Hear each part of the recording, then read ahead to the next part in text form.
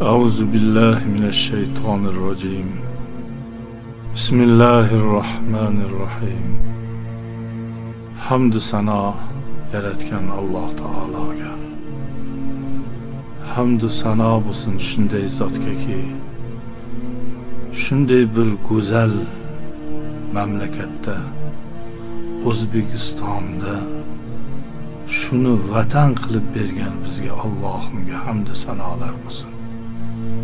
Shu vatan farzandi bo'lib dunyoga keltirganimizga Alloh taologa hamd sanolar bo'lsin. Hubbul vatani minal iymon. Payg'ambarimiz Muhammad sallallohu alayhi vasallamni bu so'zlari, ya'ni vatanni sevmoq iymondandir. Qay paytda aytilgan? Buni ba'zilar mavzu hadis ham deydi. Ba'zilar hadis sarvari olam aytgan deydi. Payg'ambarimiz Muhammad sallallohu alayhi vasallam Makkada azor topib Madinaga hijrat qilayotganlarida, Makkani tashlab Madinaga qarab yo'l olib bir toqqa chiqqanlarida orqalariga qaradilar. Makka butunlay ko'rinib turardi. Ey Ibrohim alayhissalom duo qilgan shahar, 76 ta payg'ambar o'tgan shahar, ey kindik qonim to'kilgan shahar, Qur'on oyatlari ilk bor nozil bo'lgan shahar, ey xonai Ka'ba joylashgan shahar, seni yana ko'rishlik Alloh taolo egam nasib etsin vatanim. Vatanni sevmoq iymondandir deb ko'zlariga yosh keldi. Chunki har qanday insonni ham dunyoda vatani bo'lsin, vataniga mehr muhabbati bo'lsin. Vatan sajdagohdek muqaddas joydir. Taxta yig'lab o'tdi Bobur vatan mehri bilan. Bir katta mamlakatni shoh bo'lgan zot "Ah vatanim" deb taxtda o'ltirib yig'ladi. Kimki vatanni sevmas ekan, vatanini qadrini bilmas ekan, u odammi? Odamzod hamisha qayerda bo'lmasin, sajdagohini, vatanini qadrlab, vataniga mehr muhabbatda bo'lish kerak. Xoinlar, vatan furushlar bu his tuyg'uni hech qachon sezmaydilar. Turkiyada Demirqoya degan joy bor. Bu Demirqoyani rivoyati shundayki, bir Demir degan qaroqchi o'tgan. Odamlarni, karvonlarni yo'lini to'sib, tunab, narsalarini olib, o'zlarini o'ldirib, yo qo'yib yorib, qaroqchilik bilan shug'ullangan inson bir kuni bir avliyo bor karvonni yo'lini to'sdi. Yo'lini to'sib tunayotganda avliyo gerdayib turgan qaroqchilar boshlig'i Demirga qarab,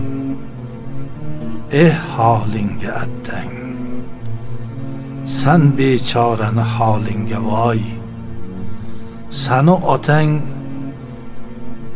dunyoga ota-onang shu uchun keltirganmidi?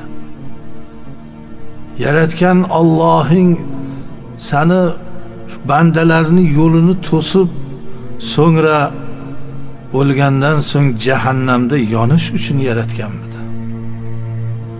Avliyoni bu so'zlari Demirga juda qattiq ta'sir qildi. Qalbiga hidoyat kira boshladi. Avliyoni oyog'iga yiqildi. Pirim, meni kechirarmikin Alloh? Men juda ko'p gunohlarni qilganman-ku. Meni orqaga yo'l yo'q-ku. Alloh G'afurur Rahim. Kechirguvchi, rahmdil zotdir. Lekin tavba qilmoqlikni bilish kerak. Gunoh qanchalik katta bo'lmasin, shunchalik katta savob ish qilish kerak. Alloh kechiradi. Men qayerdan bilaman Alloh kechirishini? Qaysi belgi menga bildiradiki Alloh kechirganligini-yu men yana muhabbat bilan toat ibodat qilishligim?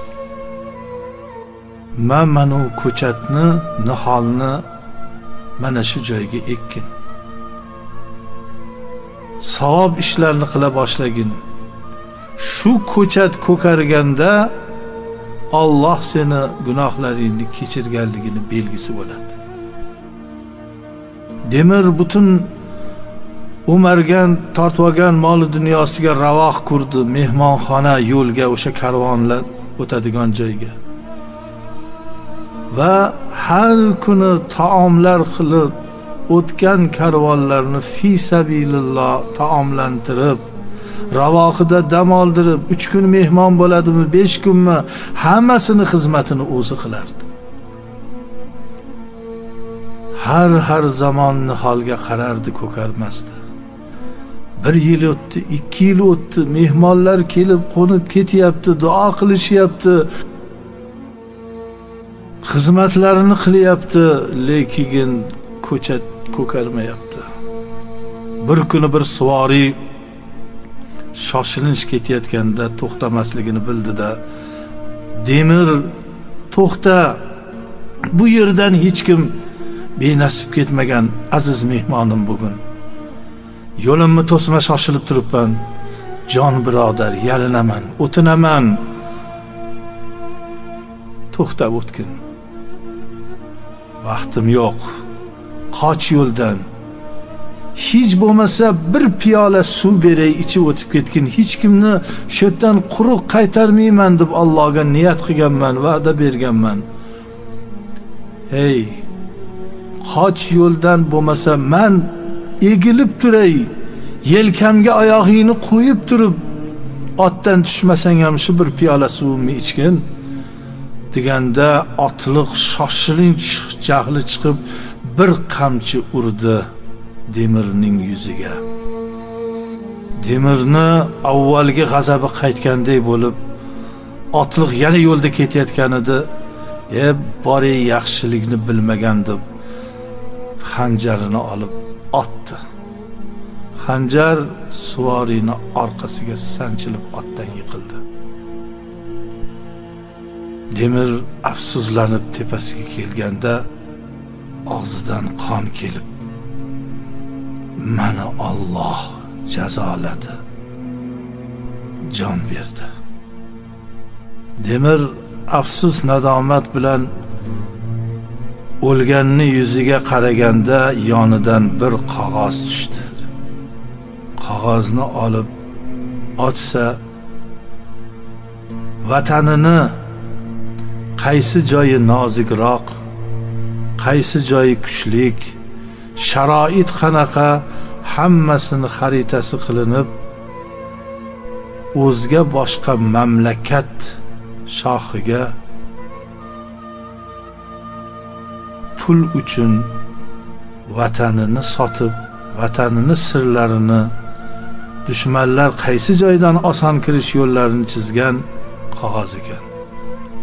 O'sha qog'ozni dushman tomonga olib ketayotgan ekan. Nogoh ko'chatga demirni ko'zi tushsa, ko'chat yaproqlar otib, ko'karib o'sib chiqayotgandi. Ya Allohim, minglab musofirlarga ovqat berdim, xizmatlarin qildim. Ko'chat ko'karmadi. Bitta vatan xoinini o'ldiruvdim. Ko'chatlar ko'kardi. Alloh, yomonlar, vatan xoinlari shunchalik ablah bo'ladimi? Bularga shunchalik g'azab qilasanmi Allohim? Chunki dushman bostirib kirsa, bolalarni ayidimi, qariyalarni ayidimi, kimni ayidi, qirg'in qiladi, qatl-am qiladi, xorlaydi, o'ldiradi, talon qiladi. U nomard xoinni o'sha zaminda ota-onasi, bobo kalonlarning qabrlari va shu vatan makon bergan joyga xiyonat qilgan insonni, gazandani o'limidan o'ldirgan insonga Alloh avvalin oxirin gunohlarini mag'firat qildi.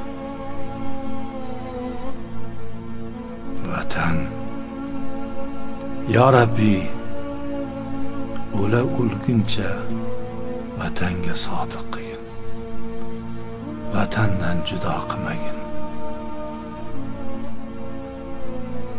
O'zgalarga xizmat aylab o'zga yurt qilsang havas,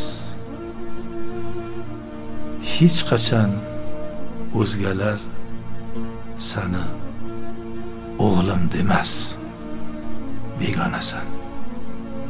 O'zingni yurtingda gadosanmi, g'aribsanmi? Avvalo vatanidagi odam g'arib bo'lmaydi. Gado bo'lsa ham sultondek yuradi, o'zini vatani. Lekin o'zga yurtlarda shoh bo'lasanmi, kim bo'lasanmi, vatanidan qochgan, vatanini sotgan xoin degan narsa abadul abadga peshanangga muhrlanib qoladi. Ya Rabbi, vatandan qilma judo. O'zbekistondir vatanim, o'zgasi darkor emas. Qala Rasululloh sallallohu alayhi va sallam, ad-duo mukhul iboda. Payg'ambarimiz Muhammad sallallohu alayhi vasallam aytdilar, duo ibodatni eng shirin mag'zi joyi, ilik joyidir. Ana shu duo bilan yashnaymiz, yayraymiz, maqsad, murod hosil. Ya Rabbim, vatanimizga tinchlik, xotirjamlikni ato qil. Qalblarimizga iymon nurini hidoyat aylagin. Tan jonimizni sog' salomat qilgin. Mana shu 3 ta Allohning buyuk ne'mati hamisha qalbimizda, doimo duolarimizda bo'lsin. Bir betob yotgan kasalli oldiga payg'ambarimiz kirdilar sahobani. Nihoyatda og'ir yotgandi.